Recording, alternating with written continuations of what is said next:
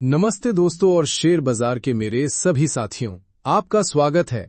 आज हम एक ऐसे समंदर की बात करने जा रहे हैं जिसमें कुछ लोग खजाने खोज लेते हैं और बहुत से लोग अपनी जमा पूंजी डुबो देते हैं। जी हां, मैं बात कर रहा हूं भारतीय शेयर बाजार की। हर रोज लाखों नए निवेशक इस उम्मीद के साथ बाजार में कदम रखते हैं कि वो भी राकेश झुनझुनवाला या वॉरेन बफेट की तरह बड़ा पैसा कमाएंगे। सपने देखना अच्छी बात है, लेकिन सपनों को हकीकत में बदलने के लिए सिर्फ उम्मीद काफी नहीं होती। इसके लिए जरूरत होती है गहरे ज्ञान, अनुशासन और धैर्य की। अक्सर देखा गया है कि 90% से ज्यादा रिटेल निवेशक यानी आप और हम जैसे छोटे निवेशक बाजार में पैसा गंवाते हैं। आखिर ऐसा क्यों होता है? क्या बाजार सच में एक जुआ है या फिर हम ही कुछ ऐसी गलतियां कर बैठते हैं जो हमारी असफलता का कारण बनती हैं? आज के इस विशेष सत्र में हम उन्हीं 10 बड़ी और विनाशकारी गलतियों पर पर्दा डालेंगे जो ज्यादातर निवेशक करते हैं और जिनके कारण उन्हें भारी नुकसान उठाना पड़ता है। ये ज्ञान सिर्फ किताबी नहीं है, बल्कि बाजार के उतार चढ़ाव और सालों के अनुभव से निकला हुआ निचोड़ है।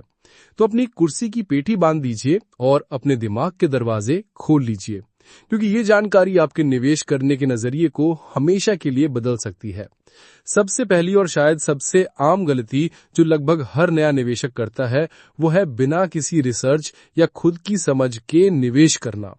इसे भेड़चाल भी कह सकते हैं। किसी दोस्त ने कह दिया कि फलाना स्टॉक खरीद लो, रॉकेट बन जाएगा।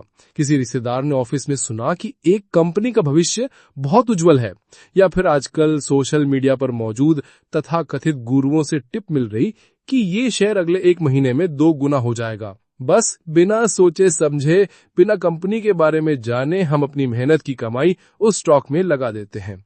ये निवेश नहीं, ये सट्टेबाजी है। आप जिस कंपनी में पैसा लगा रहे हैं, क्या आप जानते हैं कि वो कंपनी करती क्या है? उसका बिजनेस मॉडल क्या है? वो पैसा कैसे कमाती है?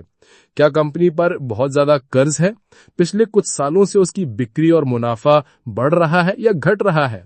कंपनी का मैनेजमेंट कैसा है? उस सेक्टर का भविष्य कैसा है जिसमें वो कंपनी काम करती है?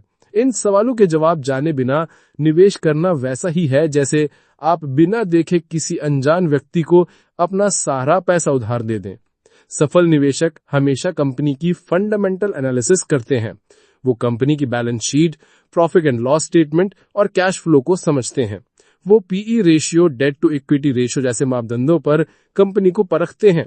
याद रखिए, किसी और की सलाह पर खरीदा गया शेयर आपको शायद 1-2 बार मुनाफा दे दे, लेकिन लंबी अवधि में ये आपके पोर्टफोलियो के लिए जहर का काम करेगा। ज्ञान ही आपकी सबसे बड़ी ताकत है और खुद की रिसर्च ही आपका सबसे बड़ा हथियार। दूसरी बड़ी गलती है अपनी भावनाओं के आधार पर फैसले लेना। शेयर बाजार में 2 सबसे बड़े दुश्मन हैं, लालच और डर। जब बाजार तेजी से ऊपर जा रहा होता है, जिसे हम बुल मार्केट कहते हैं, तो हर तरफ सकारात्मक माहौल होता है। हर स्टॉक भागता हुआ नजर आता है। ऐसे भी निवेशक के मन में लालच जन्म लेता है। उसे लगता है कि वो इस तेजी से चूक जाएगा, जिसे फोमो भी कहते हैं। इस लालच में आकर वो महंगे से महंगे दाम पर भी शेयर खरीदने को तैयार हो जाता है, बिना ये सोचे कि स्टॉक की असली कीमत क्या है। और फिर जब बाजार गिरना शुरू होता है, यानी बेर मार्केट आता है, तो यही निवेशक डर के मारे कांपने लगता है। उसे हर रोज अपना पोर्टफोलियो लाल निशान में दिखता है और उसे डर लगता है कि कहीं उसका सारा पैसा डूब न जाए। इस डर में आकर वो अच्छी और मजबूत कंपनियों के शेयर भी नुकसान में बेचकर बाजार से बाहर निकल जाता है। महान निवेशक बेंजामिन ग्राहम ने बाजार को मिस्टर मार्केट कहा था। मिस्टर मार्केट बहुत ही मूडी है। कभी वो बहुत खुश होकर आपको महंगे दाम ऑफर करता है और कभी वो दुखी होकर बहुत सस्ते में शेयर बेचने को तैयार हो जाता है। एक समझदार निवेशक अपनी भावनाओं पर काबू रखता है। वो मिस्टर मार्केट के मूड के हिसाब से नहीं, बल्कि अपनी रिसर्च और अनुशासन के हिसाब से फैसले लेता है। वो तेजी में लालची नहीं होता और मंदी में डरता नहीं है। वो जानता है कि मंदी अच्छी कंपनियों में सस्ते दाम पर निवेश करने का सुनहरा अवसर होती है। तीसरी गलती जिसने अनगिनत पोर्टफोलियो को तबाह किया है, वो है डाइवर्सिफिकेशन यानी विविधीकरण को नजरअंदाज करना।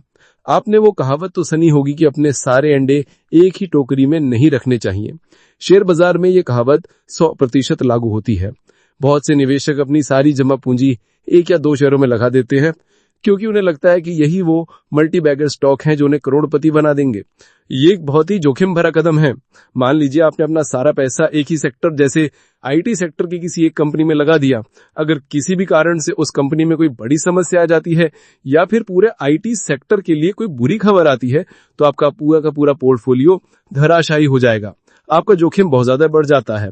डाइवर्सिफिकेशन का मतलब है अपने निवेश को अलग अलग कंपनियों, अलग अलग सेक्टरों जैसे banking, pharma, FMCG, IT, auto और अगर संभव है तो अलग अलग एसेट क्लास जैसे stock, bond, gold, real estate में बांटना।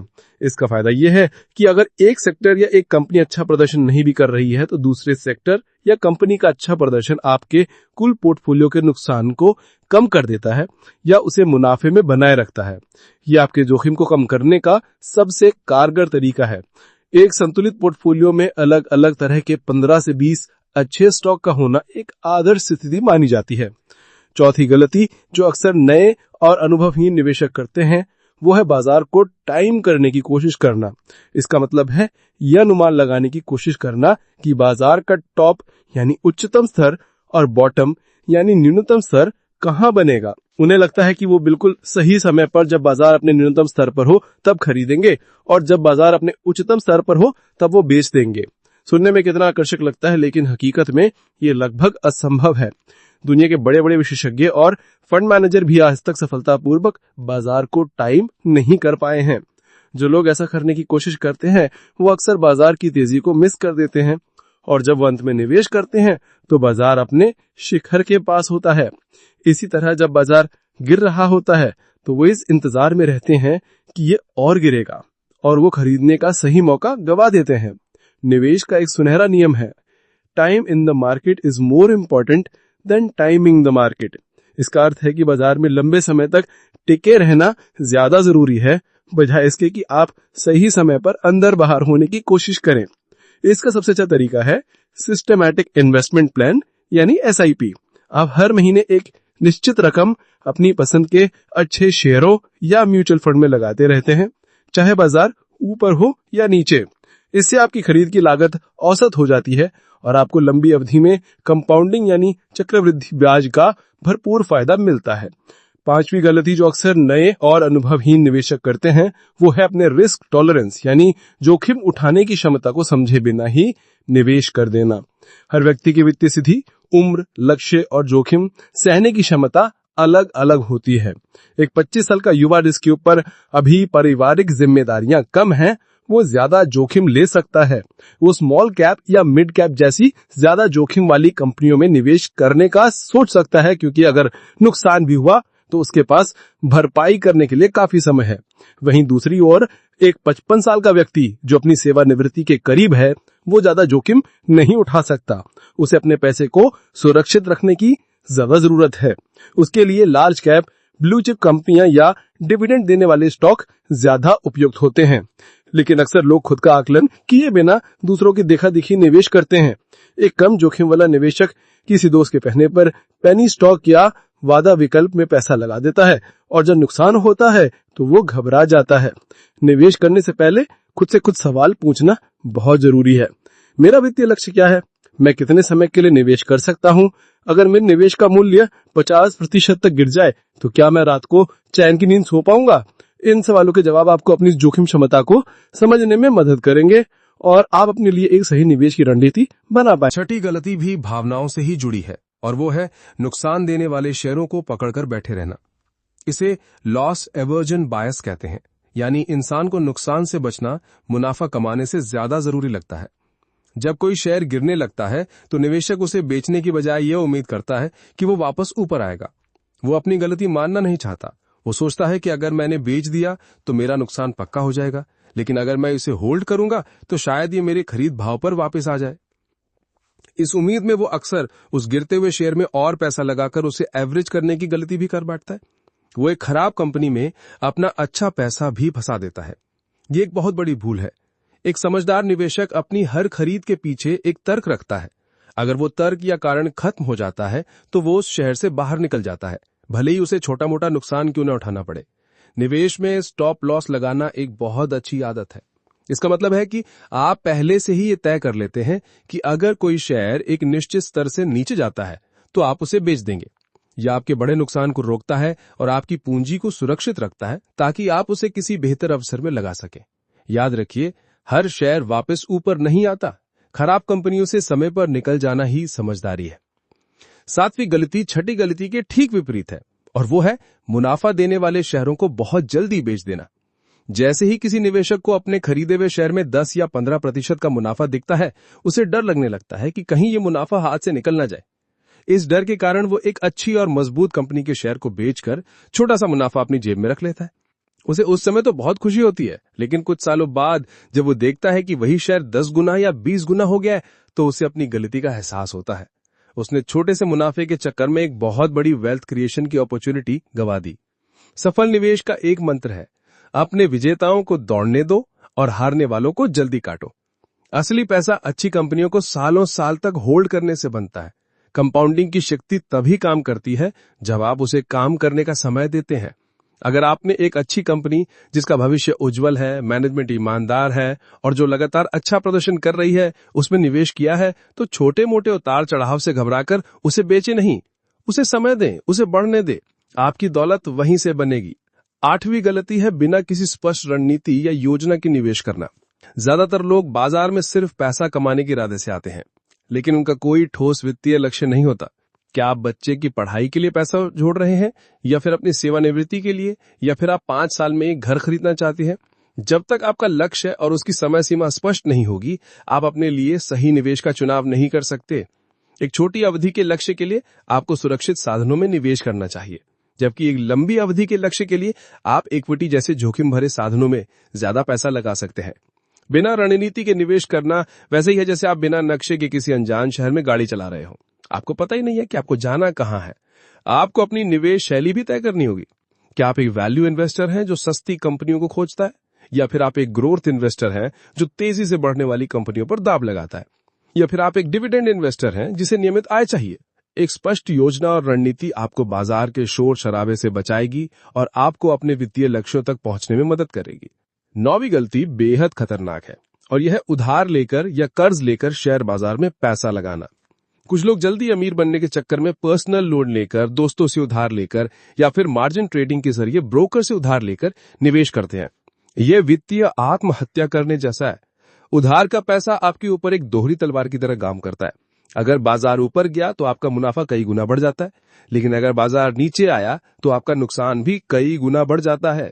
बाजार में गिरावट आने पर आपको न सिर्फ अपनी लगाई हुई पूंजी गंवानी पड़ती है, बल्कि आपको उधार लिया हुआ पैसा भी ब्याज समेत चुकाना पड़ता है। यह आपको एक गहरे कर्ज के जाल में फंसा सकता है। बाजार स्वाभाविक रूप से अस्थिर है, इसमें उतार चढ़ाव आते रहते हैं। जब आप अपने खुद के पैसे से निवेश करते हैं तो आप बाजार के गिरने पर धैर्य रख सकते हैं और उसके वापस उठने का इंतजार कर सकते हैं। लेकिन जब आप उधार के पैसे से खेलते हैं तो आपके ऊपर लेनदारों का दबाव होता है और आप डर के मारे गलत समय पर अपनी पोजीशन काटने पर मजबूर हो जाते हैं। हमेशा याद रखिए, शेयर बाजार में केवल वही पैसा लगाएं जिसके डूब जाने से आपकी रोजमर्रा की जिंदगी पर कोई असर न पड़े। उधार का पैसा निवेश के लिए नहीं, बल्कि आपात स्थिति के लिए होता है। और अंत में 10वीं बड़ी गलती है बहुत ज्यादा ट्रेडिंग करना और ब्रोकरेज टैक्स जैसे शुल्कों को नजरअंदाज करना। कई नए निवेशकों को लगता है कि वो जितने ज्यादा खरीद फरोख्त करेंगे उतना ही ज्यादा पैसा कमाएंगे। वो रोजाना या हर हफ्ते शेयरों को खरीदते और बेचते रहते हैं। उन्हें लगता है कि वो बाजार की हर चाल को पकड़ सकते हैं। इस प्रक्रिया को ओवर ट्रेडिंग कहते हैं। ये मुनाफे की गारंटी नहीं देता, लेकिन ये कुछ चीजों की गारंटी जरूर देता है। ज्यादा ब्रोकरेज शुल्क, ज्यादा टैक्स और ज्यादा तनाव। आप जितनी बार भी कोई सौदा करते हैं, आपको अपने ब्रोकर को ब्रोकरेज देनी पड़ती है। साथ ही सरकार को कई तरह के टैक्स और शुल्क भी चुकाने पड़ते हैं। अगर आप 1 साल से पहले कोई शेयर बेचते हैं तो आपको मुनाफे पर short term capital gain tax देना पड़ता है, जो कि ज्यादा होता है। ये सारे शुल्क धीरे धीरे आपके मुनाफे को खाते रहते हैं और कई बार तो आपके मुनाफे से भी ज्यादा हो जाते हैं।